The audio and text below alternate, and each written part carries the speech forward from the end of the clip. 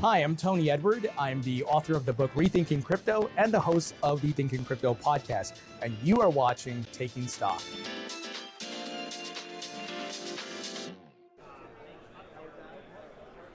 Two minutes to go until the only closing bell down here on the one and only trading floor of the New York Stock Exchange. We got head coach Marcus Freeman of the Notre Dame Fighting Irish on deck. He is set to ring the closing bell. He and a bunch of his players on the podium behind me. But before we get to that, we got the great Peter Tuchman, the Einstein of Wall Street. Kind of a weird day, a market trying in search of an identity. What did you see on the tape today? Exactly what you just said. The market is trying, look, we have these days in between earnings where the market's trying to find direction, right? Unfortunately, the last couple of days, we're seeing more of a little bit of a weakness than strength. But one day does not make a market, so I'm unclear. And I don't like to project things if I don't really have a decision. So basically, yes, we're going to probably close right off the lows of the day. Solid volume, the buyers are being patient, and the sellers are very, I would say, sector centric. Oh, yeah. Right? It's not any broad. There's no broad-based selling. Right? They'll pick a side like with Google today, and they'll get into it. What we're seeing is there's the old buy and hold model is not what's happening here. When they want out of a stock, they get out. And that's why you'll see sort of these days where it'll pick a trend. Today's a classic trend day. Yeah, and they might become more liquid and buy into something else a lot of times. Like 100%. They're not just dumping, they're getting into some value. Come back and see us again tomorrow. Peter Tuchman, the Notre Dame Fighting Irish, ringing the iconic closing bell right now.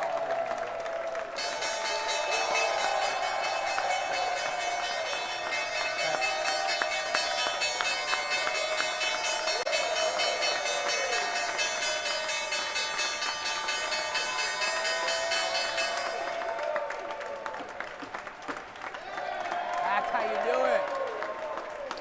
Yeah. Let's go Irish! Let's go Irish! Let's go Irish! Let's go Irish! Let's go Irish! Let's go Irish!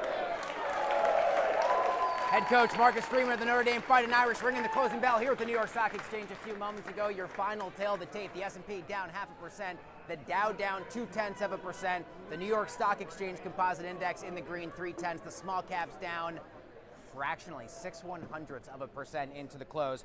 We did see a fair bit of selling and a sell-off overall in chip stocks. Alphabet around 2 o'clock this afternoon announcing its most powerful AI model, Gemini 3.5 Pro, is delayed. That weighed on Alphabet shares into the close, and we saw the rest of the S&P 500 for the most part follow suit as well. Let's bring in Eric Criscuolo, market strategist right here at the New York Stock Exchange. So you actually told me about the Alphabet news. I had not really seen it or paid attention to it. What did you see around the 2 o'clock hour? And we could kind of see, given how consolidated, how important a name like Alphabet is, put some downward pressure on some of the other Mag 7 stocks. And then we saw the S&P. We're not going to close at session lows, but not very far off. Yeah, so the weakness today absolutely concentrated in tech. Basically the semis though, the memory names, the names that have absolutely been on an incredible run the past 3 months, 6 months.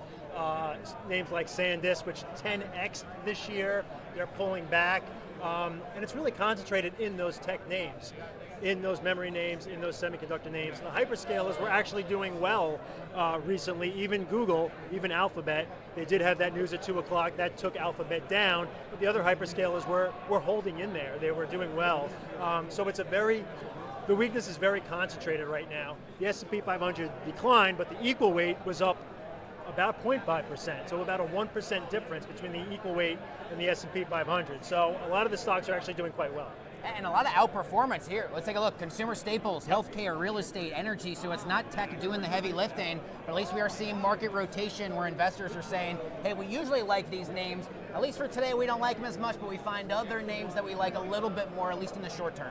Yeah, we've been talking about rotations this entire year. It's been a staple of the market complexion. Flows just coming into a sector, coming into a group, rapidly coming out of it. The flows are fast and they're big.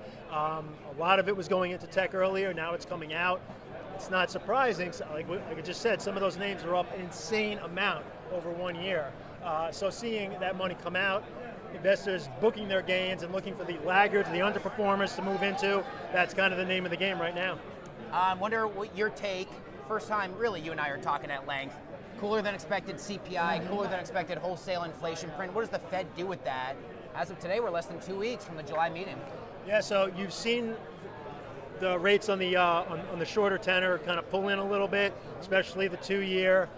So that's kind of telling you that the market is kind of pricing out those rate hikes that they were pricing in earlier.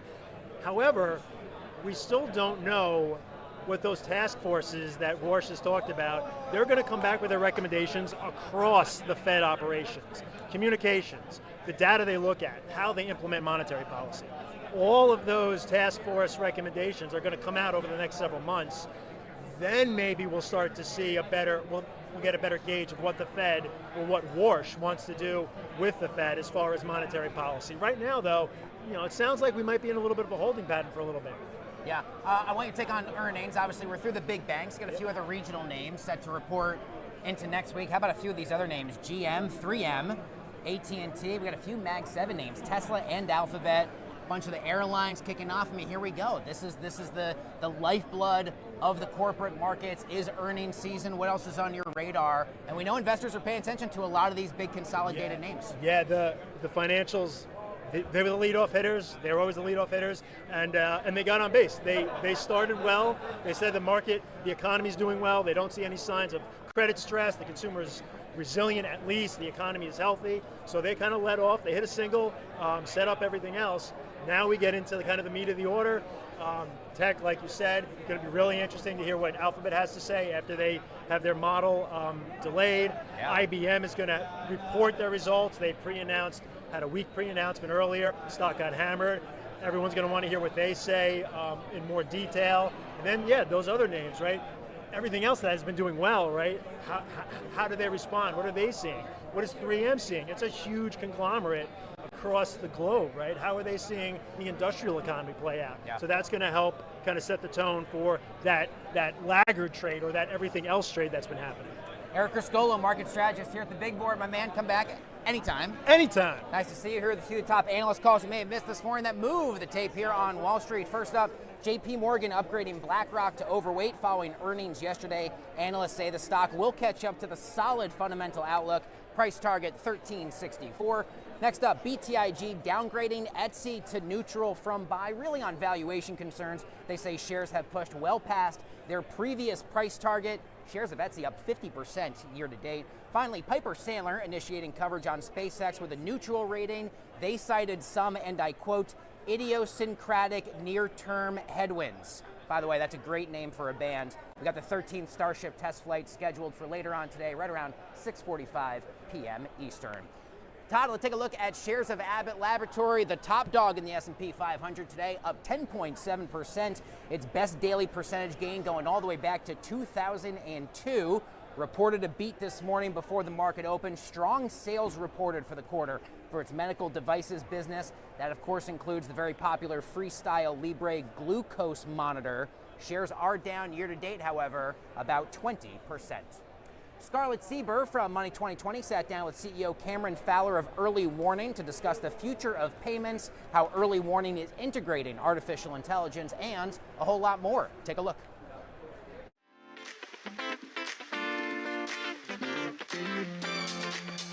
Welcome back to Taking Stock. I am Scarlett Sieber, Money 2020's Chief Strategy Officer, and we have a guest for you today. I am so excited that we're going to have Cameron Fowler, the CEO of Early Warning, who hot off the press is going to be joining us in Las Vegas for Money 2020 USA in October. So with that, Cameron, welcome to the show. Thank you, Scarlett. Good to be here. So happy to have you. You know, one of the things that's so surprising or exciting, I guess, to me, Cameron, is that Zelle has just, Early Warning is well known, but for those who don't, Zelle pays other amazing brands like that. Zelle has just surpassed 1 trillion with the T, processing dollars across the U.S. annually. That's a big number. On the train here this morning, I use Zelle to pay my nanny. I use Zelle to pay my landscaper, and I use Zelle to pay back my mother-in-law. So I can get how you got to that trillion number. I think I personally contribute to that trillion number. I'm curious, you've had such a great career in financial services, for a number of decades across BMO and Barclays, et cetera. For your perspective, Cameron, where do you see the shift in payments, and what should financial institutions be thinking about right now as it relates to payments? Yeah, well, I'll start by saying I'll tell you what hasn't changed. What hasn't changed is trust and the importance of trust. So to be a scale player, an innovation leader in this industry, if you are not worried about trust every day and everything that you do, you will struggle. So that, I think, is what's not changed. But in a changing industry, I think the thing that's changed the most is consumer expectation. Easy, fast, safe. And it has been our experience. You probably experienced on the train this morning. You expected it to be easy, fast, and safe for you to move those money between people that you know, trust, and love. The difference is it's not an expectation some of the time, it's all the time in everything that you do. And that, I think, is the pressure, the thing that drives the constant innovation. And that's the experience we're having now as we have only 9 years ago begun Zelle. As you said, it's now $1 trillion business. Now our consumers, our customers, 150 million of them, are expecting that we can take that same experience international, because your friends and family aren't just the ones you can reach when you're on the train in the morning to your family. They could be in international corridors anywhere in the world. So that heightened expectation, I think, is the main change. That makes a lot of sense. And I'm an ex-banker, like you. I'm a recovering banker, I would say. And one of the things, I spend a lot of time with the industry. I talk to the regulators, the bankers, the fintechs. One of the big things, everyone's talking about AI. It's 2026, we can't not. But fraud is a really central piece of that. And early warning has really been at the forefront of really helping protect the financial system for the last 3 decades as it relates to fraud and scam. From your perspective, how are you and early warning utilizing AI to, continue that and the role that fraud plays in the future of financial services? Important topic. The AI is making the bad guys smarter, more convincing, even faster. Our job as relates to fraud and scam began 35 years ago, as you say, protecting the industry, using data to drive better decisions. Our main job is to help financial institutions, 2,500 of them, say yes to open more bank accounts, bring more people into the banking system, to say yes to the good guys, no to the bad guys. The AI capabilities that exist now do, yes, make the bad guys stronger and faster, but they enable us to innovate faster and faster and faster, which is exactly what we're doing. So the tools are different, the mission's the same, and it's an exciting time for us indeed. I love that. Let's go over a little bit to your other baby, which is Pays. So digital commerce is another hot topic that we have at Money 2020 and across the industry. I'm curious, the role that you believe that Pays is going to help shape the future of digital commerce, specifically with the online checkout experience. What does that look like for you? Well, we believe that online checkout should be as simple as tapping your phone in a store. As simple as that. Plus, the added confidence that your personal information is secure and has not been shared. Okay, so that's the most important thing. Similar to Zelle, which is built on consumers' trust in their bank, really, that's what's driving the growth. The Pays concept is, simplicity, convenience. What do consumers want? They want that convenience, they want security. Merchants want less friction and more confidence in the transaction. So we have 200 million cards now that are deployed into wallets for consumers across America in just a year. So we're off to a good start. We have a tremendous campaign on right now. You should use your train time to do that. Spend 10, get 10 at various merchants who are using it. And we're having lots of fun with it, learning lots, growing quickly. But the fundamental point is, the consumers deserve a secure and trusted experience, resident in their bank trust, and merchants need that as well. Cameron Fowler, CEO of Early Warning, thank you so much for joining us today. We cannot wait to have you in Las Vegas. Thank you, Scarlett. I look forward to seeing you there. All right. Thank you, and back over to you.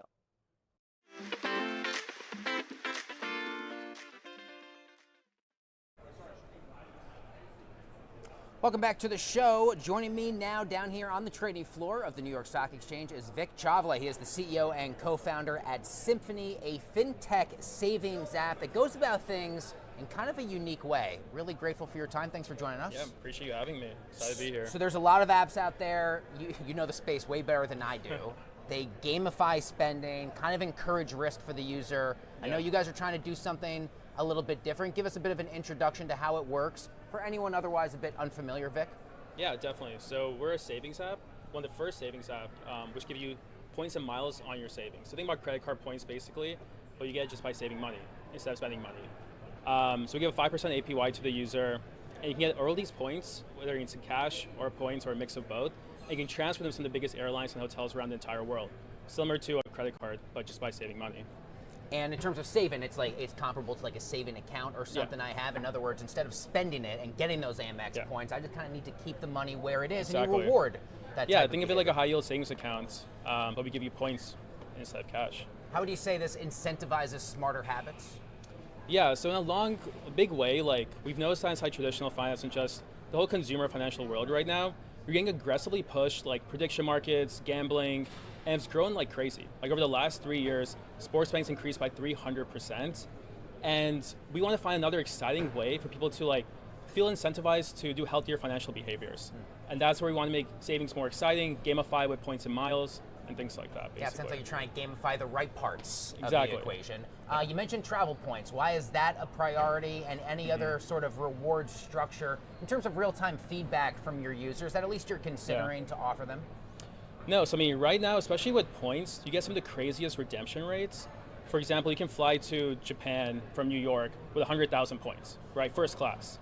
That will usually cost you $10,000 plus, but it's only 1,000 points or 100,000 points, which is not what that takes like 15K of deposit inside Sim to earn that many points in the long run. So we're also thinking about like Starbucks, Netflix, Uber, things like that in the long run, and especially real life experiences. I think that's gonna be really exciting for the younger generation, like things you can't buy, right? Like backstage tickets to concerts and things like that. But at the get-go, the craziest redemption offers are with hotels and airlines. You said 100,000 points first class to Japan? Yeah. Booking my flight right after the show today. You got a lot of early adopters. Talk to me a bit more about user feedback. What are a lot of those points of consideration they are coming back to you with? Yeah. And how's the process looking for you at the team to take what they're giving you and still try and stay active to implement them as you go along? Yeah, so a big user feedback we've noticed so far is that, I guess a big interesting proof point is that a lot of our users are actually women, which is really rare for a financial app. About 40% of our users, day one, have been women who want to use this primarily. And we noticed that, especially later on in life, apparently women book most of the travel for the families, and they love points. Points and miles is like their big thing. So that's been exciting to see. Along with that, we're about almost 1,500 users now in just a month, almost $1 million in deposits in just a month as well. And the growth rate's been exciting, right? About 3 weeks ago, we were 1/3 that level. So it's been just growing like crazy, organically mainly. Dude, congratulations on the organic growth and I growth appreciate otherwise. Really grateful to have you. Thanks for being here. Thanks for having Vic us. Chawla, CEO and co-founder over at Symphony. Don't go anywhere on this Thursday edition of Taking Stock. A whole lot more show coming up live from the trading floor of the New York Stock Exchange right after this.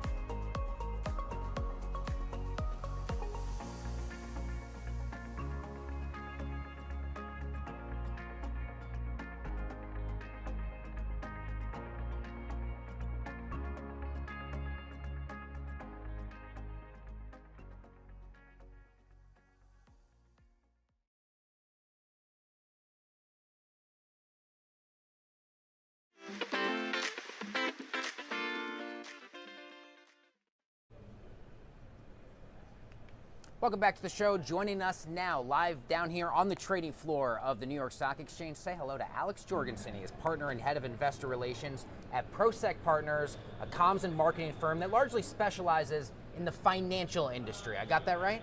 You did, yeah, that's right, JD. Yeah, so talk to me first and foremost. Give our viewers an introduction to your work at Prosek, your key priorities for anyone unfamiliar. Sure, so at Prosek we say that we help companies go public and we help companies stay public. And we work a lot, as you said, JD, with the financial services space. We also work across aerospace and defense, healthcare services, digital assets, fintech, and a whole bunch of others, including AI.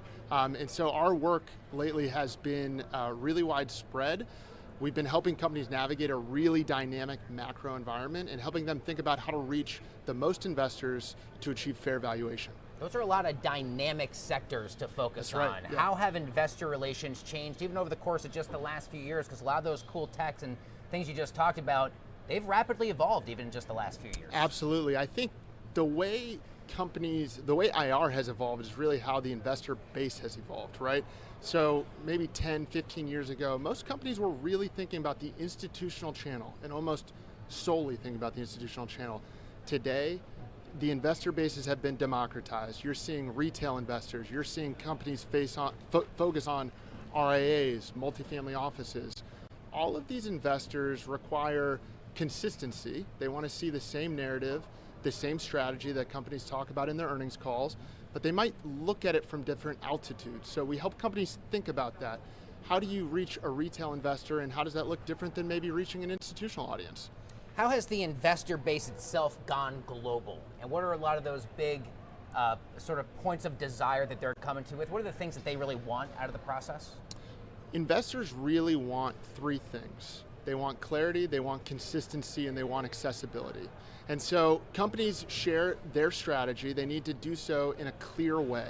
They need to know what they're going after. They need to do so consistently. If companies are just sharing that clear strategy on an earnings call, they're missing opportunity. They need to be out in the market, talking to investors, talking in different geographies. And then I think this is really key, it's accessibility, right? Investors, if they can't understand that clear strategy, or if everyone in the company is talking about the same thing, but it's not accessible to these various investor audiences, then they're not going to understand why they should buy and why they should buy now. What do the best IR programs have in common? Those common threads that make them separate from the rest of the bunch? That's a great question. You know, we were here at the exchange yesterday, we had an event and I interviewed a key sell-side analyst who talked about just that. What he said is that the best IR programs, the best management teams do not avoid challenges. They don't shy away from the headwinds in the market. Instead, they talk about how they're taking them on, how they're going to overcome headwinds, how they're going to overcome challenges. And so it's not about always being the most optimistic. It's not about always painting the rosiest picture. It's really talking about the reality of the market today and how you're going to achieve the best results for your customers, your stakeholders, and ultimately your shareholders. Alex Jorgensen, partner, head of investor relations at Prosek Partners. My man, you crushed it. Come back onto the show anytime. Thanks, JD. Appreciate it. Don't go anywhere. A whole lot more taking stock coming up live from the trading floor right after this.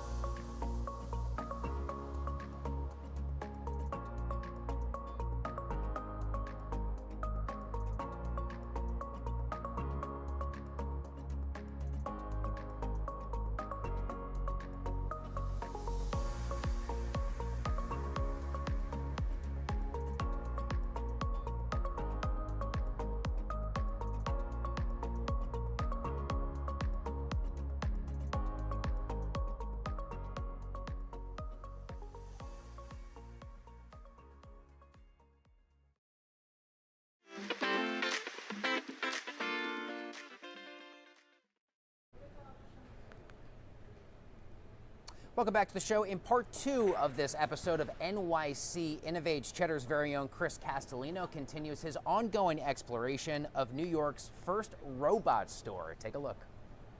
One company in the store has been running humanoid robots in real-world environments for over a year, including hotels in New York and Las Vegas and at San Jose International Airport.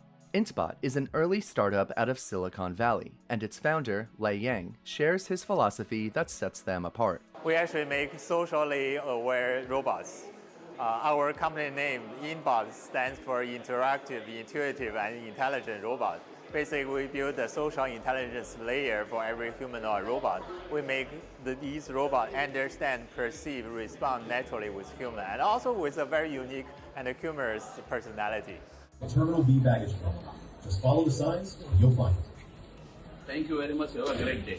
It's not just to answer questions about where to go, luggage, my terminal, but also kind of keep the travelers entertained. Intbot's robot even has an official title, Chief Vibe Officer, and that robot lived up to the name. Your top 5 favorite rappers of all time. All right, off the top, gotta give it up for Kendrick Lamar, absolute legend. Then there's J. Cole, always bringing that fire. Gotta put Kanye in there. His old stuff is top tier. Number 4, Drake. He's got the hits. And last spot, gotta throw in Lil Wayne because no one punches out bars like him. I also asked about the World Cup. The World Cup always brings the heat.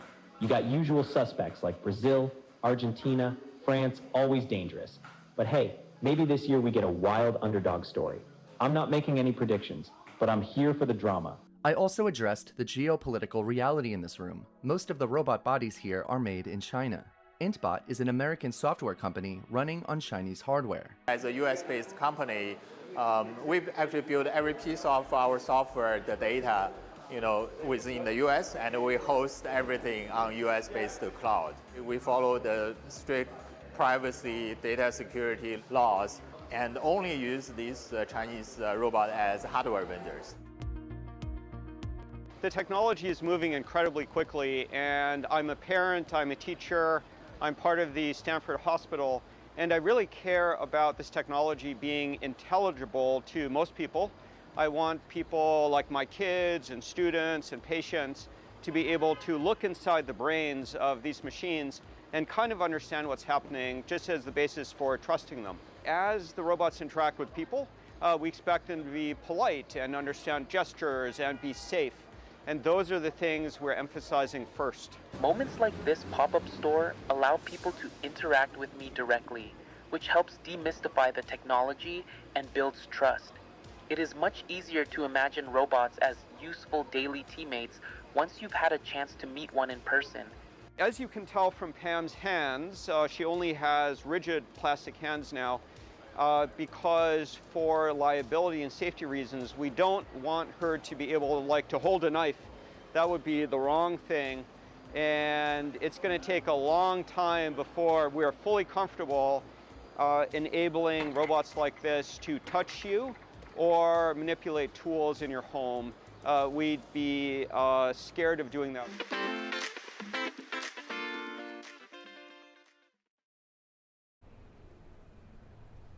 Tomorrow morning here on Wall Street, we'll get the latest quarterly results from Fifth Third Bancorp and Travelers Insurance. At 10 a.m., the University of Michigan preliminary consumer sentiment figures. Thanks for watching today's edition of Taking Stock. Have a great Thursday night. We'll see you again tomorrow.